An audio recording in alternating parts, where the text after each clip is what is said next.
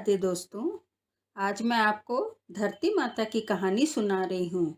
एक घर में सास बहू थी। सास हर प्रकार की कथा कहानियाँ सुना करती थी। एक दिन सास का अंत समय आ गया और वह यमराज के पास पहुँच गई।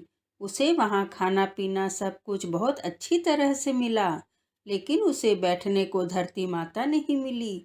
तो वह सास यमदूतों से कहती है कि मैंने सब तरह के दान पुण्य किए हैं, फिर भी मुझे धरती माँ क्यों नहीं मिल रही है। तब यमदूतों ने कहा कि हे बुढ़िया, तुमने धरती माता की कथा नहीं सुनी, इसलिए तुम्हें बैठने का स्थान नहीं मिल रहा है। फिर उस बुढ़िया ने कहा कि मैंने सब तरह की कहानियाँ सुनी हैं, लेकिन धरती माता की कहानी के बारे में मैं नहीं जानती थी, इसलिए उसे नहीं सुन पाई। यमदूत, अब मुझे केवल 12 महीने के लिए दोबारा भेजो। मैं धरती माता की कहानियाँ सुनना चाहती हूँ। अब मुझे जल्दी से भेजो, नहीं तो मेरा बेटा मुझे जला देगा।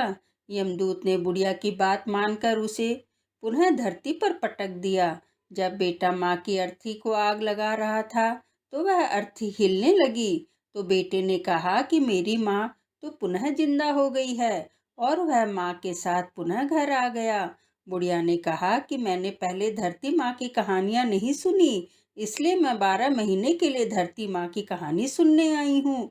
तो बेटा बोला कि ये तो बहुत अच्छी बात है, तुम आराम से कहानी सुन लेना।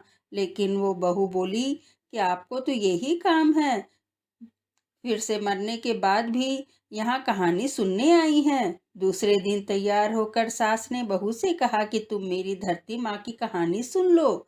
तो बहू बोली कि तुम्हें तो सिर्फ कहानी सुनने का काम है, मुझे तो घर के बहुत काम है, मैं तुम्हारी कहानी नहीं सुनूंगी। फिर वह पड़ोसन के पास गई। तो पड़ोसन ने कहा कि मेरी कहानी सुन लो। तो पड़ोसन ने कहा कि मैं तुम्हारी कहानी जरूर सुनूंगी, इससे मुझे भी कुछ पुण्य मिल जाएगा और वह भगवान का नाम आ जाएगा। तो वह बुढ़िया प्रतिदिन पड़ोसन को धरती माँ की कहानी सुनाने लगी। धरती माता सबकी दाता, धरती माता सबकी दाता, इस प्रकार वह 8 बार कहती। इस तरह 12 महीने पूरे हो गए।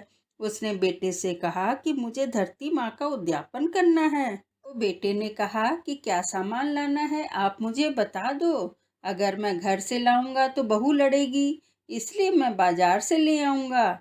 माँ ने कहा कि 4 कटोरी, 4 रुपये, 4 कटोरियों में घी बूरा, तिल, चावल, 1.25 मीटर कपड़ा, 1 लोटा, 1 दीपक, ये सब ले आना। इन सब चीजों को लेकर बुढ़िया बैठ गई। 4 खूंट का लीप लिया, चारों खूंटों में एक एक कटोरी रख दी, घी का दीपक जला दिया, लोटा पानी से भर के रख लिया, फिर कहानी कहकर भगवान को अर्पण कर दिया।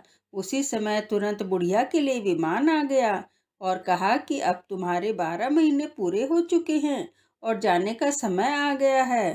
तो बुढ़िया ने कहा कि मेरी 12 महीने तक पड़ोसन ने भी कहानी सुनी है, इसलिए मैं उसे भी साथ लेके जाऊंगी।